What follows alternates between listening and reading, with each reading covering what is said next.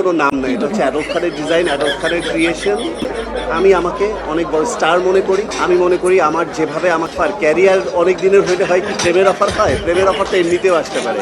প্রেম ইতে নারী না পুরুষ না মহিলা আক্তার, মহিলা আক্তার পুরুষ, আমার এটাই মাথায় ঢুকে না। ইতের সাজগুজুরে দেখলে মনে করেন যে হিতে নাকি বলে এখন আবার বিখ্যাত বলে অভিনেতা বলে অ্যাডলফ খান। এই নাম হিতের মায়ের রাখছে না হিতে নিজে রাখছে, এটা নিয়ে আমি বিশাল কনফিউশনে থাকি। কিন্তু চিন্তা করে দেখলাম যে না, হিতের মায়ের রাখে না, এটা হেতুই রাখছে, এটা হেতে একটা হেতিয়ে রাখছে। হিতের হেতিও করে কনফিউশনে থাকতে হয়। হিতের কথা বলার সাজ, হিতের স্টাইল, হিতের আবার বুরু ফ্লাগও করছে। তো ইতরে জিজ্ঞেস করছে যে সবচেয়ে ভালো অভিনেতাকে, হিতে কথা হ্যাঁ আরে ও মা, অ্যাডলফ খান হচ্ছে যে সেরা অভিনেতা। তোর অভিনয় দেখলো কি এই পর্যন্ত, আমার হেটাই মাথায় ঢুকলো না। তোরে নিয়ে তো আমরা কনফিউশনে থাকি, তুই কি আসলে পুরুষ না ছেলে, ধরো মেয়ে, তোরে নিয়ে কনফিউশনে থাকি। তোদের নিয়ে কথা বলতে গেলেও কনফিউশনে থাকতে হয়, তোরে কি আফা গমু না বাইয়া গমু।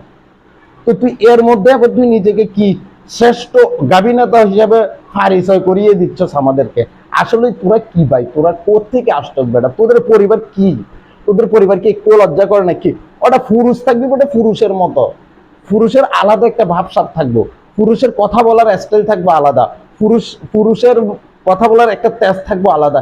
ও মা, তুই নারী, পুরুষ হয়ে তুই নিজের পুরুষ দাবি করার পরও যদি তোর কথা হয় যে আধা পুরুষ আধা নারী, তো কেমনি হইব রে ভাই?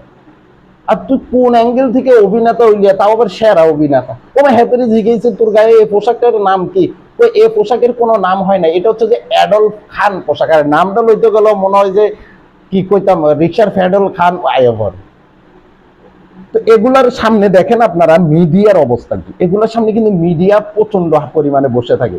কারণ কি, কি রে ভাই, মিডিয়া কি এতটাই দেউলিয়া? আর সবচেয়ে আশ্চর্য হয়ে যায়, যদি ফেসবুক পেজ একটা খুলে মিডিয়াগিরি করতো, ওইগুলা সামনে থাকলে সমস্যা নাই।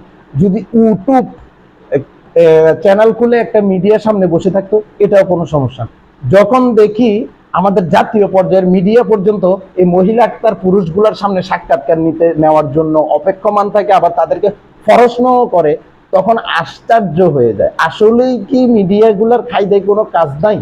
আসলেই কি মিডিয়ার বিবেক ধ্বংস হয়ে গেছে? আসলেই কি মিডিয়া সমাজকে কোন ধরনের ভালো কোনো মেসেজ দেওয়ার চেষ্টা করে? আমার তো মনে হয় না। অ্যাডলফ খানের জায়গায় যদি অপবিশ্বাস থাকতো, মনেকে বোঝানো যাইতো, দাগি থাকতো, মনেকে বোঝানো যাইতো। এই মহিলা আক্তার পুরুষের সামনে যদি তোরা এতগুলা মিডিয়া অপেক্ষা করে, তুই কথা বলার স্টাইল দেখলেই তো ফায়ার রক্ত মাথায় উঠে যায়। এদের নিয়ে বিশাল পরিমাণে কি কনফিউশনে থাকতে হয়। এটা আসলে কি মহিলা না পুরুষ, একমাত্র ফ্যান খুলে দেখা ছাড়া উপায় বলতে আছে বলে আমার মনে হয় না। এগুলো কি রে ভাই, তোরা বলে পুরুষ নিজের দাবি করো, ওটা পুরুষ পুরুষের মতো থাকতে হইব, পুরুষালীর একটা ভাব, আলাদা একটা ভাব থাকতে হইব, তাই নয় কি?